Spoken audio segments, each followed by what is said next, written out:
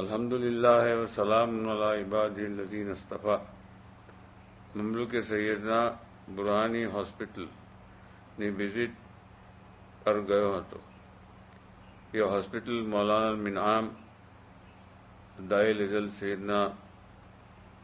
અબિલ કાઇદ ચોર મોહમ્મદ બુરહાનુદ્દીનની મોમિનીન વાસ્તે એક અઝીમ નેમત છે અને ઇબાદુલ્લાહની તરફ આપનું કરમ છે. આપ મૌલાના નામથી અને દુઆ મુબારકની બરકત હોસ્પિટલમાં છે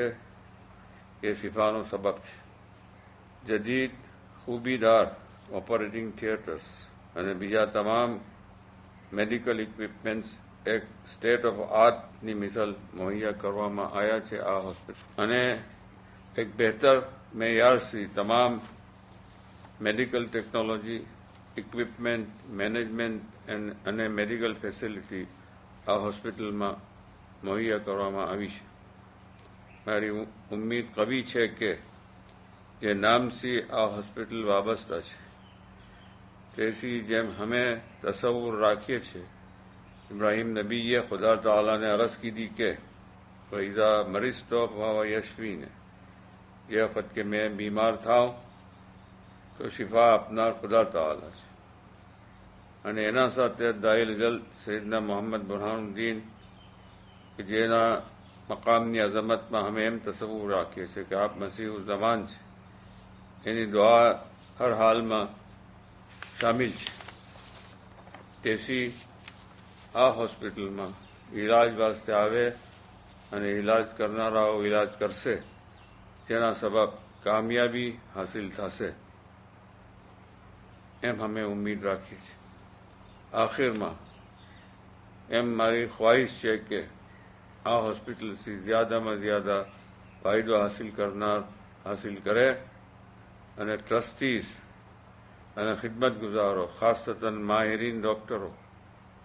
અને સ્ટાફ નશાતથી ખિદમત કરે અને એ ખિદમતમાં પોતાના પ્રોફેશનલ એક્સપર્ટીઝને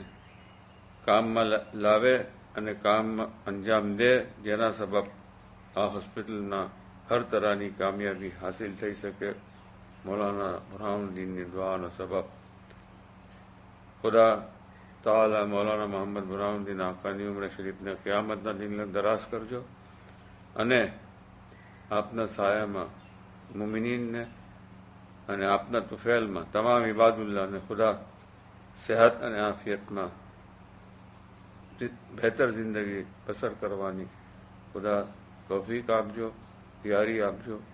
અને એ સગલાને આબાદ ચાત રાખજો. આખિર દઅવાના અનિલ હમ્દુલિલ્લાહિ રબ્બિલ આલમીન. બિસ્મિલ્લાહિર રહેમાનિર રહીમ. ખુદા તાલા મૌલાનાની ઉંમરને બા સેહત અને આફિયતના લિબાસમાં તમામ દરાજ કરે. આજે હોસ્પિટલમાં નવું કન્સ્ટ્રક્શન, નવું એડિશન થયું છે. મૌલાનાની દુઆની બરકત છે. પહેલાં આ હોસ્પિટલના અંદર હોસ્પિટલમાં ઓલ્ડ બિલ્ડિંગ હતી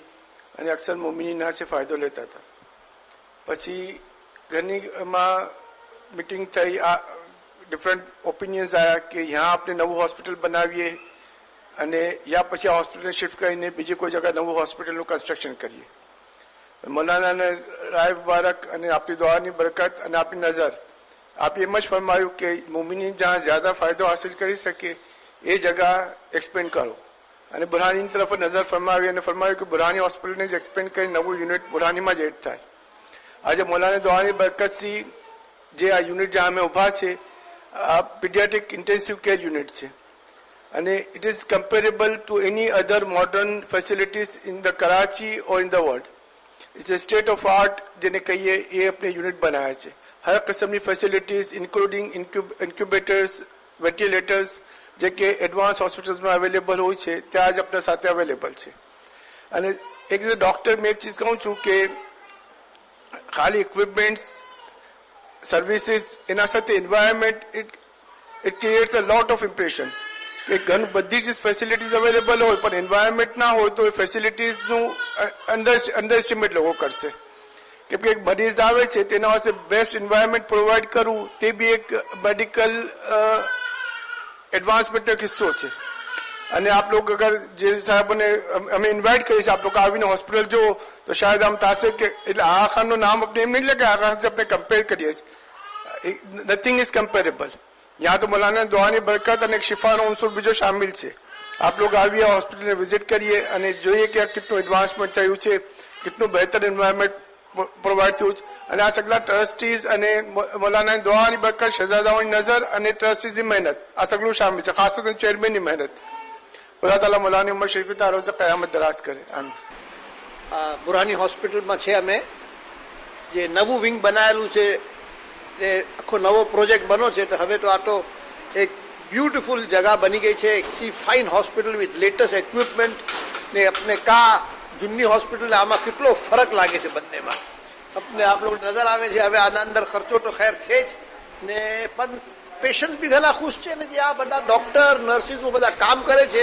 એ લોકો બી ઘણા ખુશ છે ને ઘણા હવે મોટા મોટા કન્સલ્ટન્ટ્સ બી આવવાને યા આગળ હવે તૈયાર નથી થઈ ગયા ઓલરેડી આવી ગયા છે 4-5 તો એ ઘણા વધારે આવશે ઇન્શાલ્લાહ તો હવે આપણે આ એરિયાના અંદર કે આ જરા થોડો area is a middle class level area તો આપણે આ મિડલ ક્લાસ એરિયામાં આપણે